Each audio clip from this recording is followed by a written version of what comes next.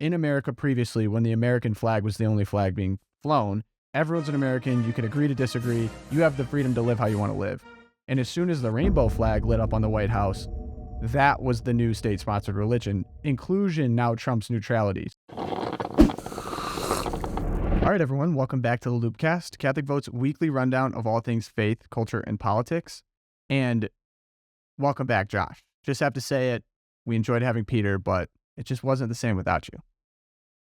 Well, thank you. I mean, I guess I got a little bit of a chance to enjoy a spring break with the fam. So did a little road trip. Oh, yeah? Where'd you go? Actually, I went to Hillsdale, Michigan. I'm from Michigan anyways. But there's a little college there, right? I think there's a something little there. college What's that in could, Hillsdale? Yeah. I mean, I graduated from Hillsdale back in 1999, and now my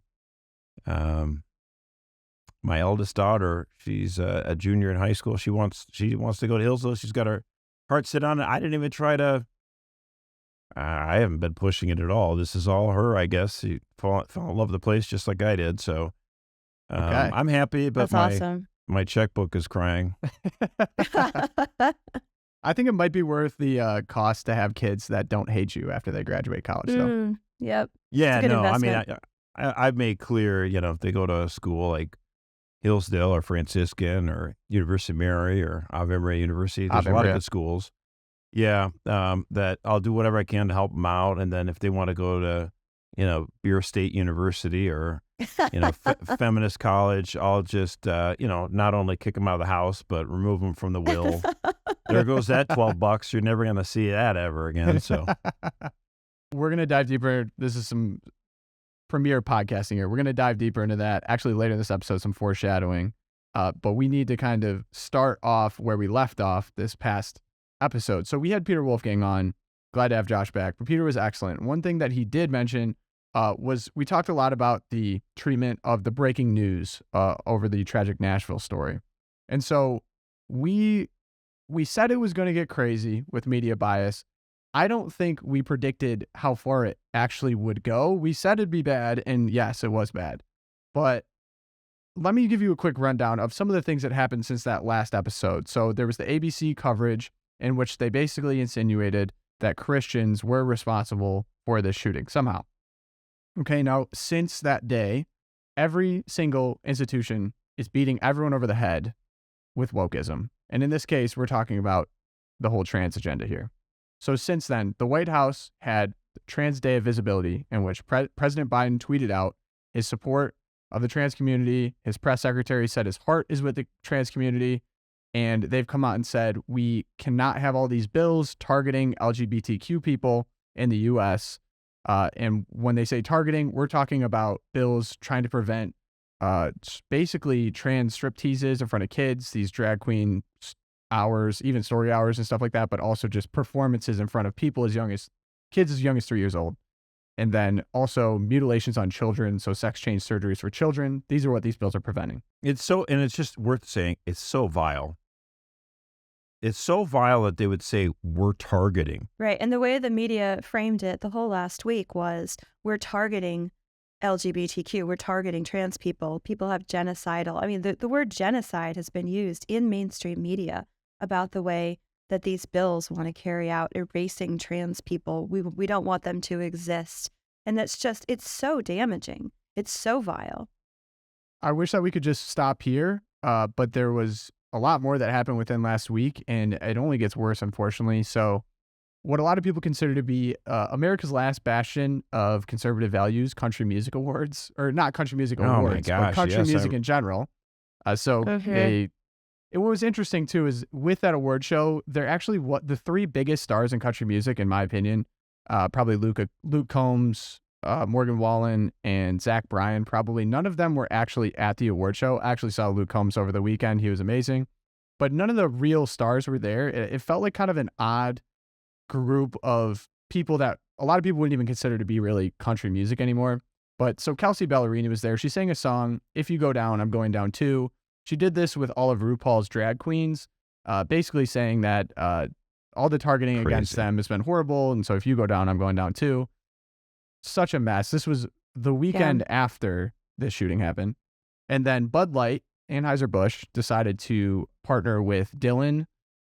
Is it Mulvaney? Dylan Mulvaney. Dylan Mulvaney did a collaboration with Bud Light.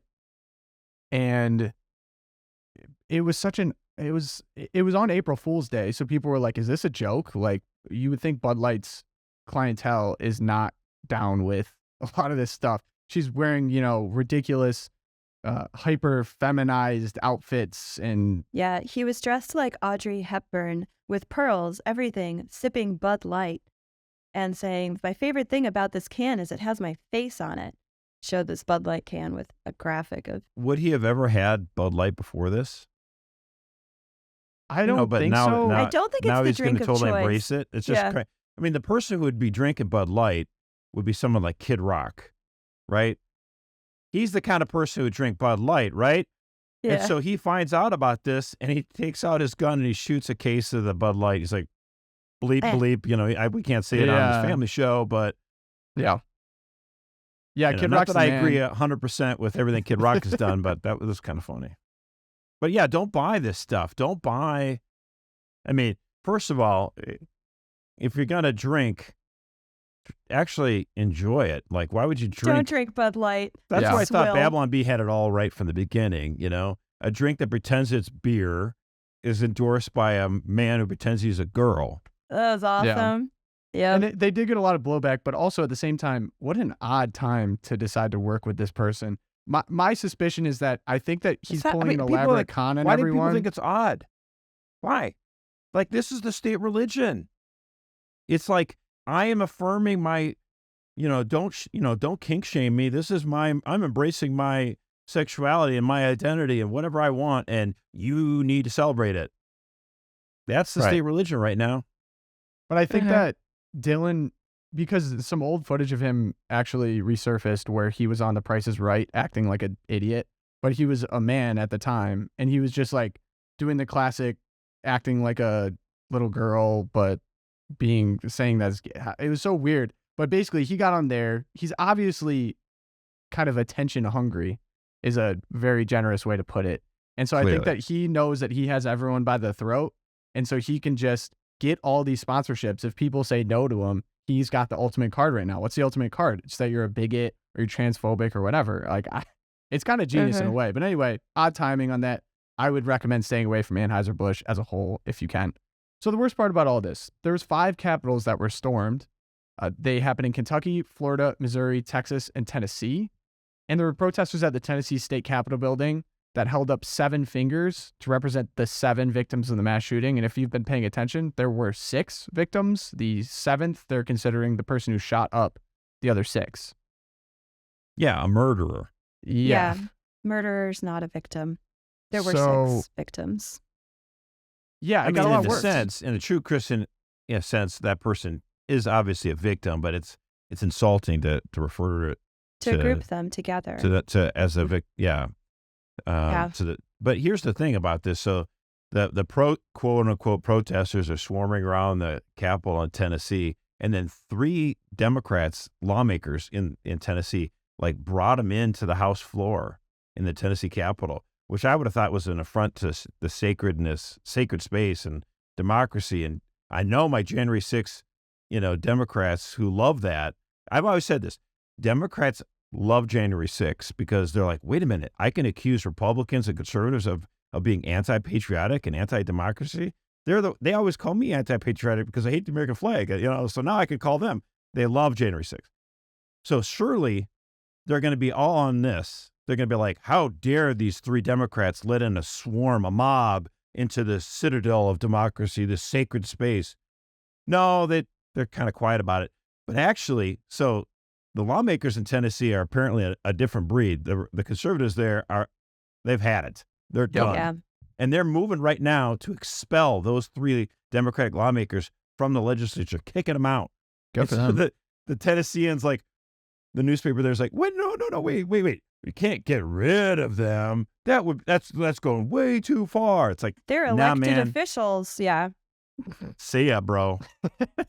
I love it. But the footage from it was pretty crazy. Like there It was were nuts. shoving. There was people in the faces of other lawmakers. They invaded the space, and it was all in the Yeah. name of this. Their trans people feel at threat somehow, even though So there just was imagine though, Tom, imagine for a moment if one of the senators, in the U.S. Senate, or let's say a conservative, had issued, said, come to on January 6th to these protests, come into the Senate chamber and start screaming and yelling. Just imagine, like the New York they'd be Times would gone. have laid an egg. They would have just lost it. yeah. Okay. That's what happened in Tennessee. And they're like, oh, whatever. Don't kick him out. You see, I don't call out the hypocrisy on this. This is the biggest thing I say. Don't call out the hypocrisy. Just what would have happened if this happened? Forget that. It's over. I'm done. Because the idea behind calling someone out for hypocrisy is saying we have a universal standard that you and I both have to apply ourselves to, that we both adhere to. They don't. They Right. play Calvin and Hobbes, like the rules they make up as they go along. And so you Calvin Ball's get awesome. rid of them. Get these lawmakers, kick them out. I'm done. I'm over with you guys. Josh, I got to ask you a question here. Obviously, Trump was arraigned this week.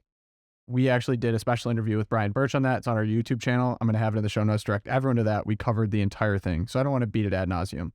But there was someone that suggested that now that DAs can target political opponents after they become president, that it should now be, say, fair game for a Republican DA to, say, go after the Biden family at this point. What do you think about that in terms of why are we calling out hypocrisy and not doing anything? Do you think that that's a legitimate course of action going forward? Well, I mean, I don't know, like go after who? I mean, I've heard that argument before, but like Hunter Biden, like wait till he comes to an area where there's a conservative district attorney. Like, where's that going to be? Like, suddenly Hunter Biden's going to fly to Midland, Texas. I mean, I just don't see it happening. Like Hunter Biden is going to be spending his time in blue cities, blue enclaves, right? He's Washington, he's in New York, he's in LA. He's like, oh, I guess I have a layover flight in Boise. Like Trump what? Trump was in Florida though. Hunter Biden's lived other places. Yeah, but there's at least an extensive reason that that you're calling him to New York, because he was doing business in New York at that time. Trump was, and that's how you're able to press charges. So like, Yeah, the did crime Hunter would have had to Biden- be committed. What right, about- in What's the- Hunter Biden's business deals like in Tennessee? Or, What about like or what about Hillary Iowa? Clinton? What about Hillary Clinton? Okay, so give me something like her email The service emails? would be in New York, Mhm. right? New York or what- DC. Nothing's going to happen to her. Right. So you think that the opportunity is just not there, but you wouldn't be per se opposed to it. Well, I suppose if you had a U.S. attorney that could bring charges against her, let's say, but like, where would that be? Like, so a U.S. attorney like in Utah is going to bring charges and be like, the Justice Department, would be like, okay, but why would you be doing it here? And then certainly the Attorney General could just fire that U.S. attorney right on the spot. So that would be the way to do it federally, but I think that would run into a problem. Erika, sorry, I hope I didn't kill your Sorry. train of thought there. No, that's my train of thought. I've had like 6. Yeah, I was just going to say like the tragedy, like I just feel heartbroken.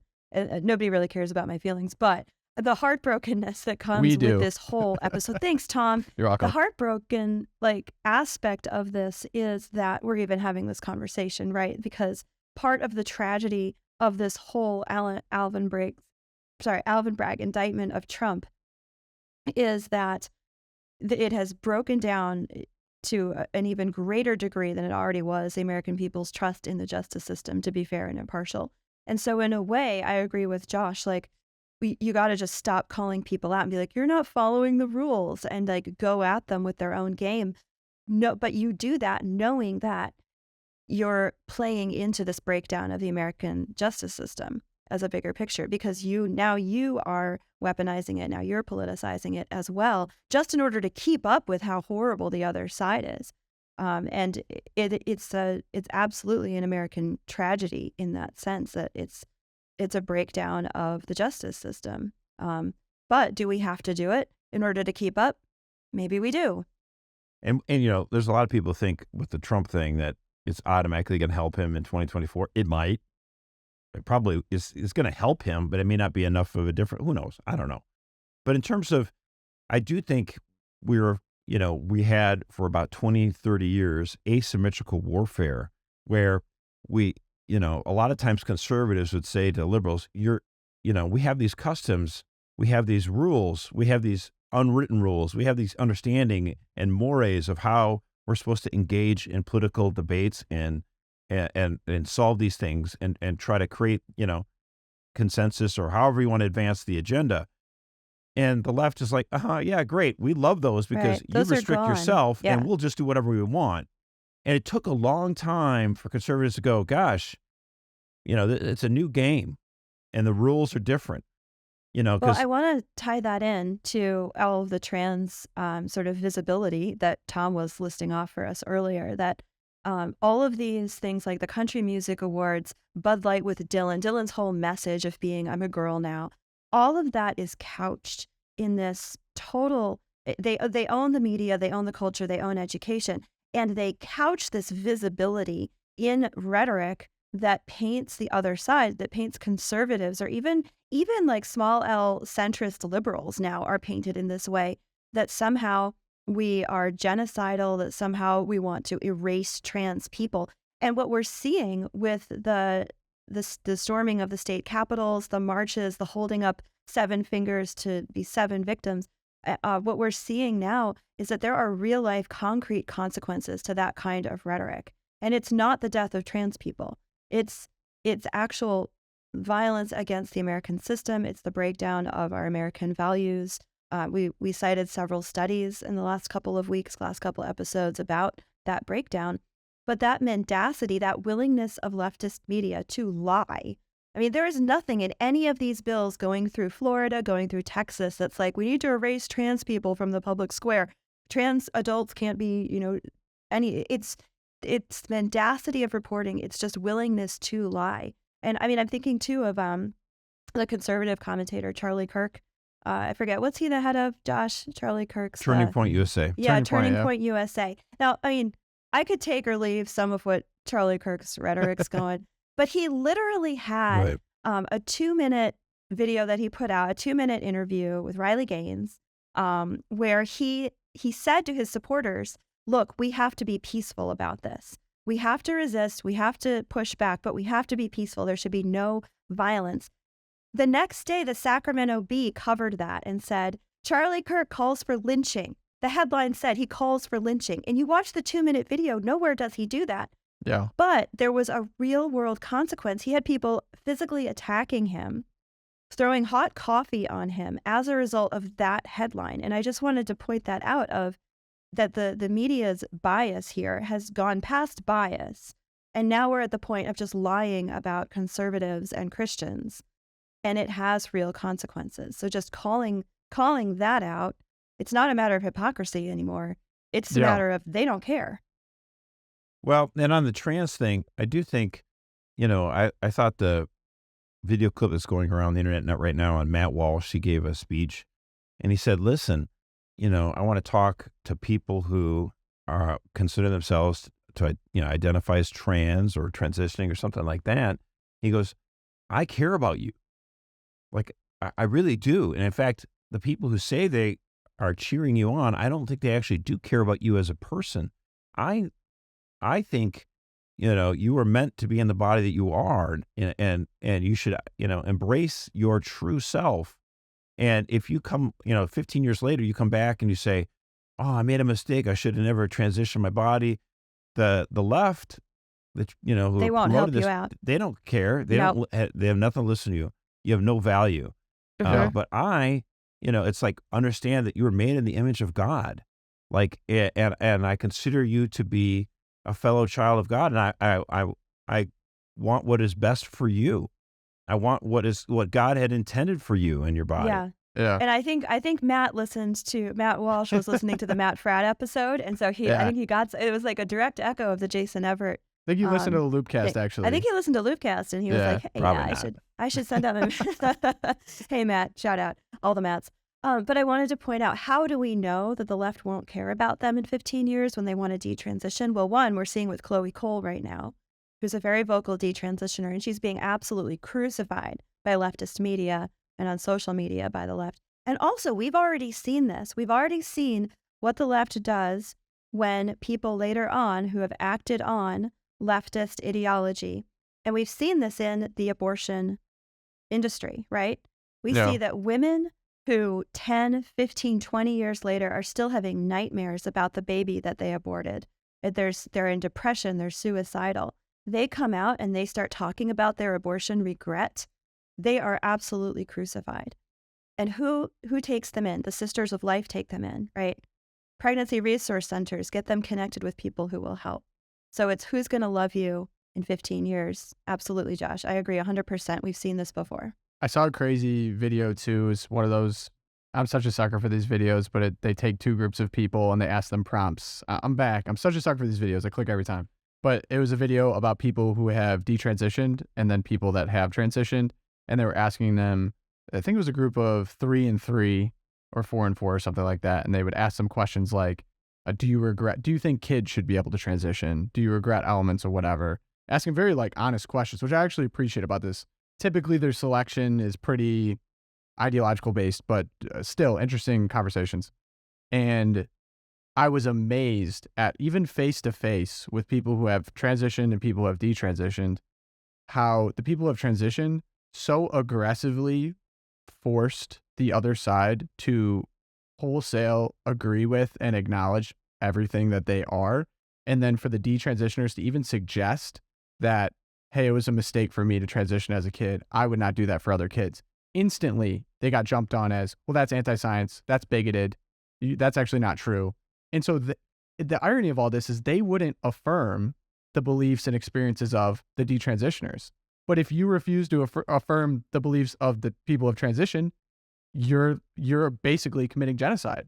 And yet they're doing the same thing to the other side. And the article that I actually wanted to frame this around, it's an article about how gay marriage changed America. It's by Matthew Schmitz. Absolutely fascinating. Michael Schmitz. I'm like the first man. I'm off today. It is Matthew Schmitz. It is Matthew. Is it Matthew? Is it? Yes. No. Yes. I'm so sorry. That's my bad. We were talking about all these mats, and you thought we got to hear around. Tom got it right. You got to back down, Erika. Oh, sorry about that. No, actually, though, this article Sit down, is Erika. one of the best articles on marriage that has been written in many years. So mega kudos to Matthew Schmitz on this article. I recommend it highly to everyone.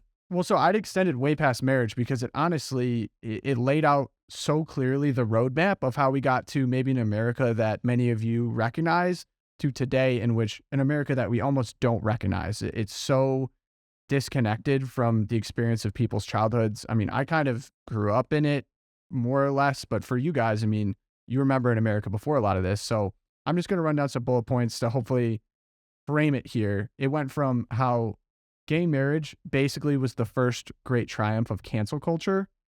So examples of this were websites like 8maps.com appeared online, in which information was gathered under financial disclosure laws so that they could list publicly the names and locations of people that donated to California's Proposition 8.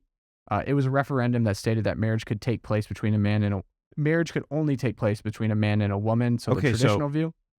Here's the thing: what we have to understand: the left comes up with an idea that sounds on paper just fine. So, like in the wake of Watergate, President Nixon, all the scandal with that, we need to have campaign finance reform so that people can't give anonymous $100,000 gifts to the president, because that could be corrupt. So every time you donate above $1,000, or $1,000 or something like that, you need to list your name and your address and let people know. So there's public disclosure. Everyone's like, oh yeah, that sounds good. That sounds great. So then the gays are like, great. Now, fast forward from 1973 to 2008, when there's a proposition going on in California on the ballot, should we have marriage between a man and a woman or not? The gays start publicizing, as you say, these maps where everyone who donated to the cause. It's like, wait a minute. The whole purpose of campaign finance disclosure laws was to make sure there wasn't corruption, to make sure that people weren't trying to steal an election, like some energy company giving $100,000 and you'll vote my way. But now it's used to bully people. This guy who owns, a car dealership, he gave money to, that's bigoted. And it weaponized campaign finance stuff. It weaponized the giving of stuff. The guy who was with Mozilla, with the browser, maybe no one's heard of it now, Brendan Eich, gave like $1,000 to the pro-marriage cause. He was forced out as the CEO of, what was the name of the company now? Mozilla Fox. Mozilla. Yeah, Mozilla Fox. And so this is what, and this became a thing. And then in Indiana, there was a big fight over religious freedom. They wanted to have, because again, it drives me a little crazy. We get Religious Freedom Restoration Act signed into law by Bill Clinton, signs into law in 1983, right? So long ago. And then all these challenges come and the courts are like, well, that was only for federal law. States basically have to pass their own. Like, it never works that way for the liberals. They get the courts to give them victory from, every inch dog catcher all the way to the Supreme Court. And then the UN has to abide by it too. But, we have to fight for every square inch. And so Indiana's like, oh, well, we better pass a Religious Freedom Restoration Act here in Indiana. And so what happens? This reporter goes to like this pizza place and is like, well, what do you think about this? Well, I'm not so sure. I kind of like religious freedom or whatever. And then all the gays start targeting this business and they like shut down. Like, it's just cancel culture writ large. You're totally right. Well, and what happened was that was the beginning of the end of agreeing to disagree peacefully. That was when all the left likes to talk about civility, but that's when civility started breaking down. There's no way you elect Trump in 2016. There's no way the conservative party, who cares about traditions, who cares about mores, is going to elect a bomb thrower, a brash guy like Donald Trump in 2016 if you're not pulling this kind of garbage in 2008. So it's an absolute direct corollary. This article by Matthew Schmitz, I recommend everyone to read it. That debate on gay marriage changed so much about America. So much. By the way, so many things, and even little things. Like, it literally killed comedy. Like, there's no comedy anymore. It just drives me crazy. Yeah. That's when the Colbert Show stopped being funny. And this is the thing, what they tell us. They tell us Christians, like, listen, Christians shouldn't be involved in politics. And by the way, everything's political now. Oh, isn't that kind of funny? So basically, shut up and don't do anything. Yeah, and I liked his point too. He really teased out how, because once conservative, for lack of a better word, right-wing voices were silenced from the public square. So they're kicked out of the universities. They're, the right is kicked out of media. As media goes more and more to the left, the small L liberals, and he talks about Andrew Sullivan, who I really enjoy. I like reading. I have a lot of respect for the guy. Think he's, totally wrong on most important things, but a lot of respect for him. But how he finds himself now being a conservative and a right-winger, because as you eliminate the right, everything shifts to the left, and somebody has to be on the extreme right, and it's going to be these guys, which is sort of a mind-boggling thing. But the article does a really good job of explaining how that happened through these culture war topics. And like you said, Josh, everyone should read it. Really great. Well, and they advanced their cause through shaming and shunning and canceling, and it was a scorched earth policy. Right. And it was a logical argument. It wasn't like here's science. Yeah, what's interesting that I guess in my experience too, that was big time during Black Lives Matter. Like, Black Lives Matter was probably the first big cultural shaming event of my lifetime, because I was during Obergefell, I was really young. I didn't really understand the impacts. And our you were version busy of that was potty training. Yeah, exactly. And if you didn't post the black square on Instagram, for those people who know what I'm talking about, you hated black people and you deserved to be shamed and you didn't stand in solidarity or whatever. And I was thinking, where did this come from? It just felt like it was out of left field, because previously everyone had a pretty good relationship with each other. It wasn't really, and so the article, the most interesting thing about the article to me was how inclusion trumped neutrality. That in America previously, when the American flag was the only flag being flown, it was that as an American, you're afforded rights. You are innocent until proven guilty. We don't take religious sides. We don't take ideological sides. Everyone's an American. You can agree to disagree. You have the freedom to live how you want to live. And as soon as the rainbow flag lit up on the White House, that was the new state-sponsored religion. Inclusion now trumps neutrality. So there's no small L liberalism anymore in that you're free to express ideas and disagree and debate. The law has been weaponized against people. So if you hold a traditional view of marriage, now the law is weaponized against you. If you refuse to bake the cake, you're in legal trouble. Some of the reason why it was America was so ripe for this to happen, where we've lost public discourse, we've lost civility, is that we're now looking at an education system that's been under a massive social experiment since the 70s. So you have young adults, you have millennials, and you've got the boomers, who very few of them learned how to think, how to read primary texts, how to even engage with someone of the opposite opinion. That wasn't part of the government schools, and it hasn't been. It's for 40, 50 years now. So now you have a population that isn't even able to do something like, let's weigh the evidence, right?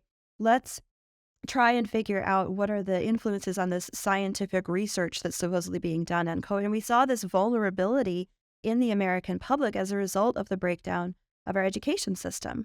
And I think, trying to rebuild that is a decades-long process. Great point.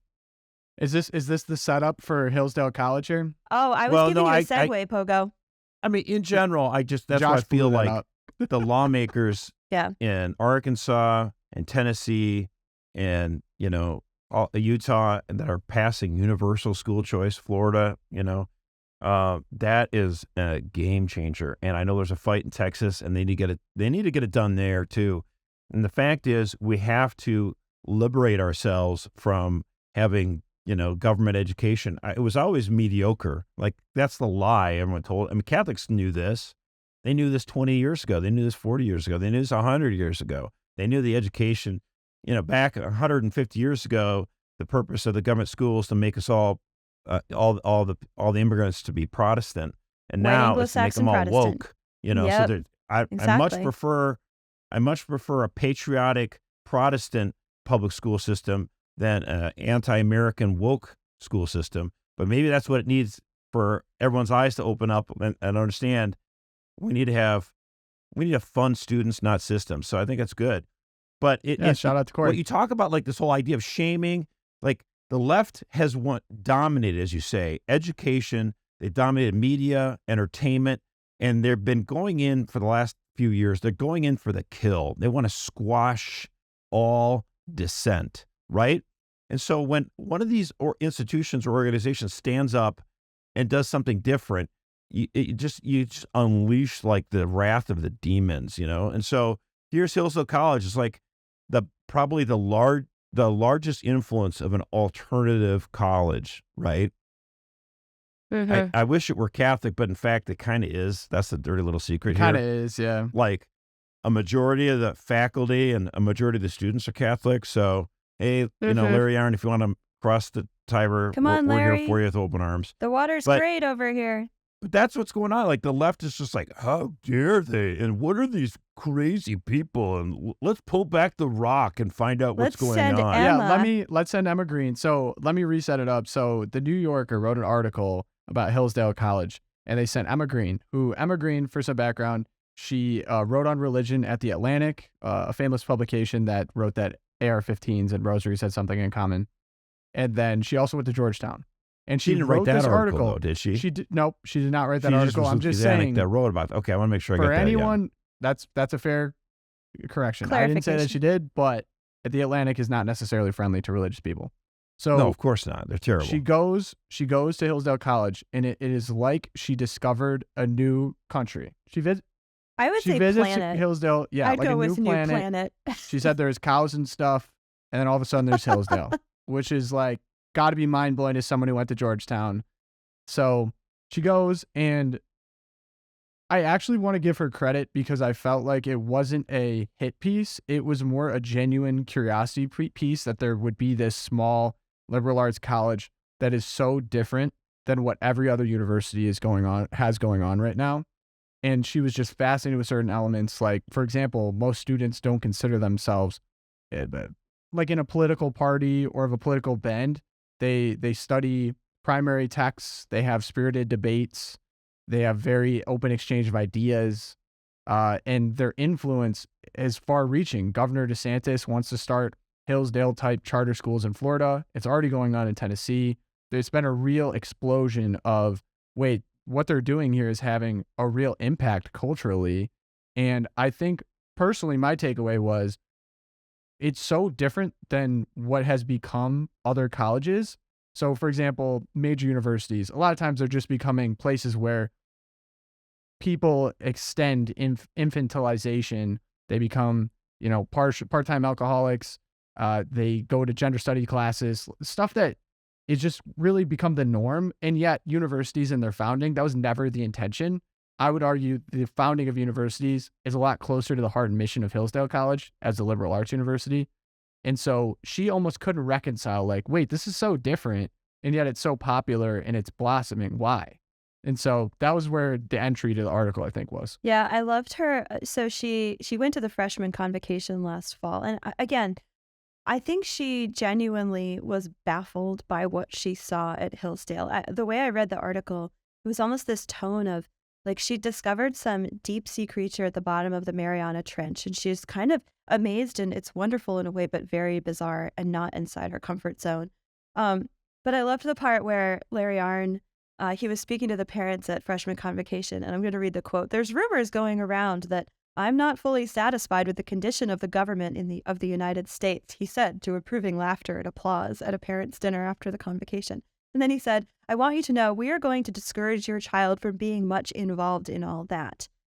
And I feel like people on the left, like Emma, would be happy to hear that there's a place where students are taken out of partisan politics and the political divide to have this sort of truly liberal and free experience, even for 4 years of their lives. But she didn't really know what to do with that. She except report it. So, kudos to her for not excoriating it. But again, it was like the parents were approving laughter, the little snide, right? And it was just really interesting. I loved the part, too, where she describes one of the biggest debates on campus is Protestant versus Catholic. And Josh kind of already alluded to this, but there's a saying that's Catholic by fall, ring by spring. I think that's like a lot of kids get engaged while they're there because they find a like-minded partner who wants to build the same kind of life with them.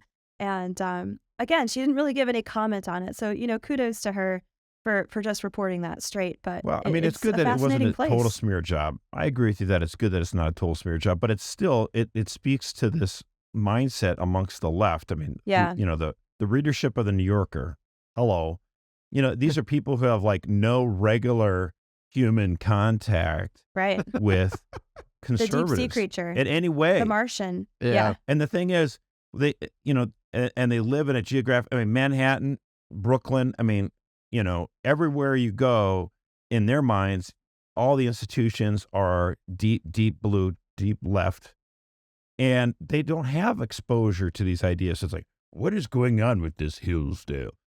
And so it just kind of drives you crazy. And they might even say, well, you guys don't know about us. Like, no, brother. Oh, yes, we do. Know. Anytime we turn on the TV, watch a movie, listen to the news. Oh, yeah, we do. We're getting inundated with just your viewpoints any all Netflix day show. long. 100% woke. Yeah. And I think that part of the sinister thing about the article is, like you said, Josh, it's for this readership. And there's definitely this tone of warning because Hillsdale's mortal sin in her eyes is that it's having influence outside of its little cow pasture in Michigan. Like, how dare they? They're leaving the sandbox. Poke their heads out. I know, like, guys, you can, you do your crazy thing in Hillsdale, but don't come and bother our woke school system. And Larry Arnn's like, the whole purpose of education is to help your country. I mean, that's the original vision of the university, is to form complete and free human beings who then, have a positive impact on the rest of society. Go transform society. And right. That's, like, we didn't touch it in the gay marriage article, but that's a huge part of this. As soon as, like, everyday, normal, conservative view, religious type people started leaving universities, started leaving institutions, government institutions, all of a sudden, there's this populist movement that pops up because these institutions no longer reflect the viewpoints of the people. So that's why I think places like Hillsdale are treated like an alien farm, because every other major college university, they all kick out the same type of ideologically bent, indoctrinated student. And indoctrination carries negative connotations, but Hillsdale's doing their own form of indoctrination as well. It's just based in different. I would argue against that. I think that the reason why Emma was so baffled by Hillsdale is because she went there, she attended the classes, and she suddenly realized, wait, they're not indoctrinating these kids. They're actually teaching them to think for themselves and to be free of indoctrination and propaganda, because they're reading the primary text. I loved her description of the class she sat in on. She didn't see a single computer or cell phone out the whole class, right? Because they're just sitting there talking to each other, right? They're not getting how to think about Plato from, some CRT dude in New York at the New York University system. Like they're actually, and I think she interviewed one of the more quote unquote, she characterized him as like the more liberal professors on campus. And he was saying he came from one of these deep blue universities that Josh was describing. He came from one of these places where he found it much less free and much more indoctrination tactics on the students. This is how you think. This is what your thesis should be for every paper you write for me. And if it's not, I'm going to ding you. But he says, I came to Hillsdale and that was all gone, right? So I would say the shocking thing about Hillsdale for the people reading The New Yorker is that if they have the intellectual honesty to admit it, that, they're actually not indoctrinating the students. But Emma didn't, she didn't conclude it the right way though. Because at the end, it's like, they're just being taught to be the next Ronald Reagan and Margaret Thatcher. I think that's what I was meaning. No, Emma, that's not the point. That's what I was trying to say. I'd say the other side would view it as a form of indoctrination, not necessarily that I personally believe that it is indoctrination. It's true, but we should not. Tom, you are forgiven, but we don't give this ground. No, that's fair. I can't be insulting Hillsdale grads. I figured you would come to the defense. It's not just that. I mean, Ave Maria doesn't teach propaganda either. No, I would. It's teaching people how to think. Well, that's why I think the new foundation of education in America. We talked to Jeremy Tate about this with the classical learning test. We talked to Corey DeAngelis about this in terms of education freedom. It's people should have the opportunity to choose the type of education that they want, that is the best fit for their children in all circumstances, in all places. And when you force people into these government-sanctioned, institutions run by people that hate you, you're going to get a product that also hates you. So the key to that is primary texts. Like, you shouldn't be reading things from people who have a bend. That's the dirty secret of all these big Pearson textbooks, is that whoever's writing them has their own bend. Why would you not just let them read Socrates, Plato, Chesterton? Education is about learning how to think, not just shouting and repeating slogans. Yeah. Mm-hmm. And when you 100%. consume primary text, it's an opportunity for you to experience the thoughts of some of the greatest thinkers of all time and then reconcile that with your worldview. And then guess what? You come out of that changed and enlightened in some way because you understand a new worldview. Yeah, I hope that maybe some people read that New Yorker article and had a little bit more of a fascination to go further than just write them off as crazy people in Michigan. I mean, I grew up not far from Hillsdale, so that was definitely a part of my education. And I assumed everyone knew about it. And then I'm like, oh, wait, the boroughs and the Bronx didn't know about Hillsdale? This is hilarious. So now this is our opportunity to move into the Twilight Zone. Welcome, everyone's favorite segment. Erika, would you like to go first? Hey, well, I think there was a little crack in the facade of the liberal media again. All right. So I found this article in British Vogue, and they're casting shade on the overpopulation theory. And we're talking British Vogue here, so they in the past have been all about green energy, St. Greta Thunberg, all of this, total climate change thing. But this article actually went in and examined the question, is overpopulation, are human babies the problem? Are we killing the planet? And this author, again, kind of pulling in Emma. It was a very similar Emma profiling Hillsdale, British Vogue profiling the overpopulation question. And they were saying that they actually went and looked at the numbers. The carbon footprint of the world's richest 1%, which includes Prince William, I would say, who's like, William and Kate, they're all against overpopulation. Their carbon footprint is nearly double that of the poorest 50%, and that the world's wealthiest 10% contribute almost half of the greenhouse gas emissions. And this is all very liberal speak. I understand. I'm just quoting from the article. Then they quote this woman from a university. She goes, communities which have high fertility rates, and of course we mean the global south, and these are all communities of people of color, right? These are the Browns. They have high fertility rates. They have a negligible impact on climate change. So all So of it's this, not like, South America. It's not Africa's fault. right. It's not even It's the South limousine Asia's liberals fault. who fly to these To conventions. Davos. Right. It's It's Bill Bill Gates. Gates. He's the problem. And guess what? They're not reproducing anyway. The American reproduction true. rate is now 1.3%. I got an idea. Yeah, tell us. How about Bill Gates doesn't fly to Davos and I can eat a hamburger instead of that grass stuff he's trying to shove down I my throat? like it. Or I could buy a light bulb that doesn't cost me $23 from the Biden administration. And Oh, gas stoves. Keep your gas stove too, yeah, by the way. I could keep my gas That was a stove. whole joke, and then New York actually is trying to pass legislation that will ban gas stoves. They're like, wait a second, I thought we were all California's trying joking it about too. this. Yeah, no, it's not a joke. They're going to get rid of it It was by funny though, 2050. people went through AOC's Instagram and found out she jumped on board with that and like, wait a minute, you have a gas stove. It's like, Yeah, it's really but convenient. again, don't call these people out for hypocrisy. Right, they don't care. It doesn't Yeah. matter. He's like, wait a minute, by your own standards, you're in violation of your standards. They don't care. They are the elite and they have their rules, and you are the peasants and you have to live by their rules too. Yeah. Erika, before we move off AOC, did you see the thing about her burner account? No. Yeah, was she her has a burner burner account, account? dude. It's funny. She has so she was exposed Okay. for having a burner account in which she basically insinuated for Matt Walsh to kill himself.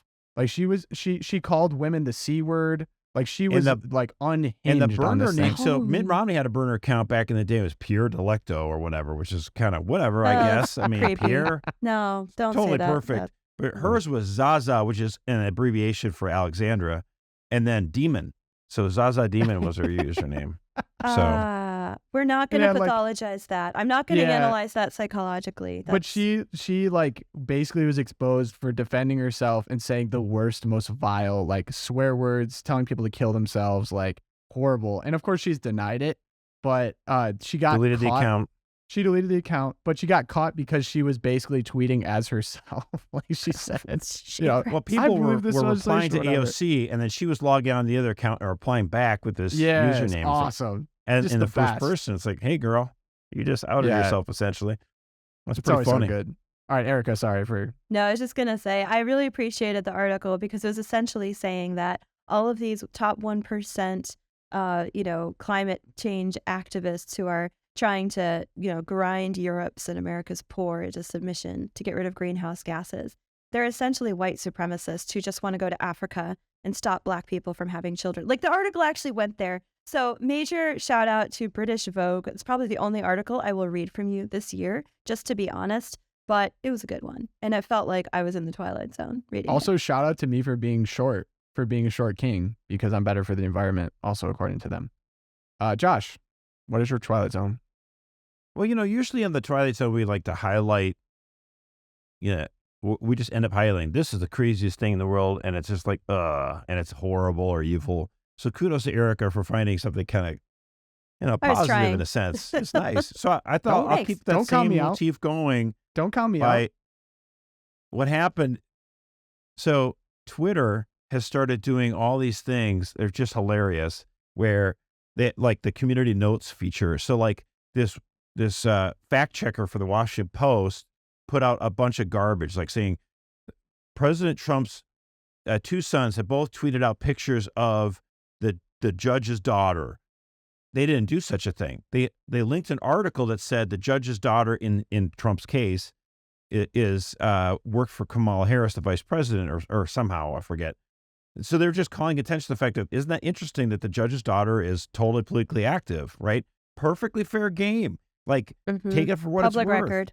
But it's like, they made it seem like they're posting pictures of her photo online, which is not the case. And so Twitter slaps a total community standards thing on this fact checker. His whole job as a factor, you're supposed to check the facts, and he's totally lying.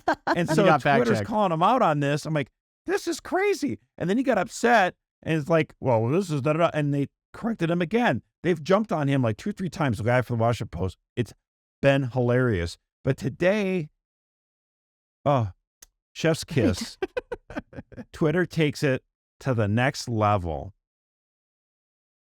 So, like there's these, state-run media things like the Chinese government and Twitter will let you know this is a state-affiliated media, so that it's an organ and a mouthpiece of the Chinese Communist Party, right? They slapped a state-affiliated media label on NPR. So now it says U.S. state-affiliated media. Oh, man. NPR Jeremy sound Carl bad. with the Claremont Institute said this was worth $44 billion. Yeah.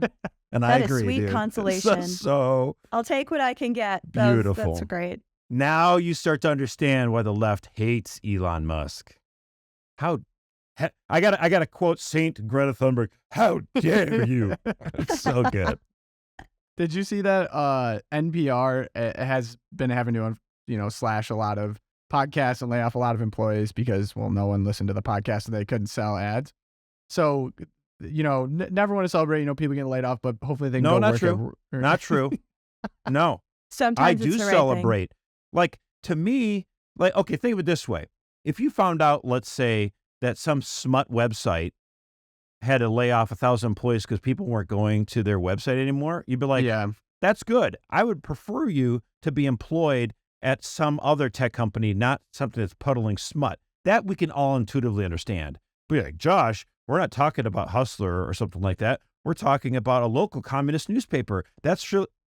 Yeah, that's my point. Yeah. If they're peddling stuff, if they're pushing out and calling everyone a bigot or hateful, and they're intentionally, making people who are religious, to be monsters, and they lose their job. Oh, that's so wonderful. So I love it. Like these journalists, they put out these stories like Alden Global Capital has just seized, 230 papers and they're laying off tens of thousands of communist journalists. I'm like, oh, that makes my day. So Josh, it gets better.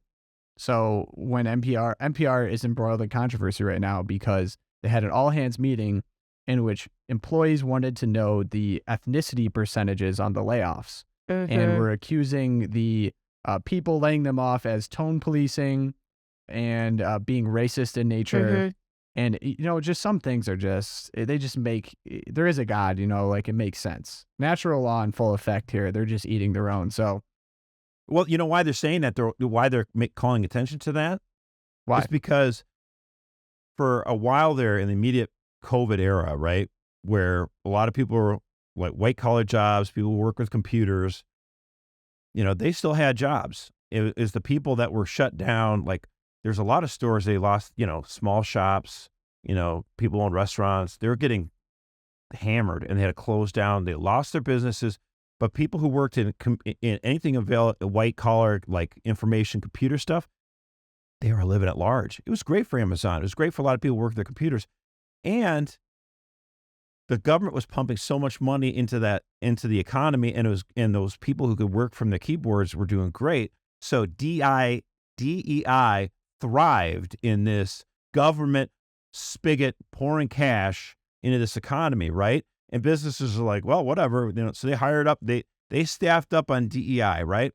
Now, as layoffs are coming and people are having to tighten their belts, the profits aren't there anymore, and the economy looks kind of like fragile. It's like, who are the first to go? Like, well, let's get rid of DEI. They're not doing anything. Twitter, right? Elon Musk buys Twitter, and he fired like 80% of the staff, and it's working just as well as they did before.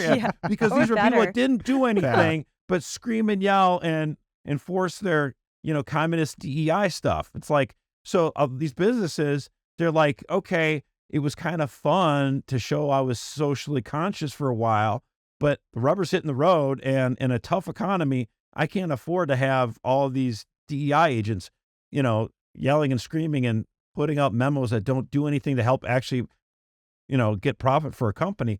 But remember, the Pentagon, University of Michigan, all these other institutions that get the spigot of government cash is still coming. They're going to keep them, and they're going to still cause problems for everyone. Yeah. It reminds me of that scene in Office Space when there's the consultants come in, they're sitting people down like, okay, what do you do here? And the guy can't answer. He's like, I'm a people person, you know? Yeah. I take this from here. I'm a people person. I take the paper That's from this. DEI, the original DEI. I'm The a original people DEI. person. Yeah. Okay. So, Josh, you're already assuming that mine's going to be negative. No, we're keeping the vibes high this week. My Twilight No, I'm Zone. just saying over week to week, Nope. we tend to be a little bit Nope. negative, right? On this Nope. stuff.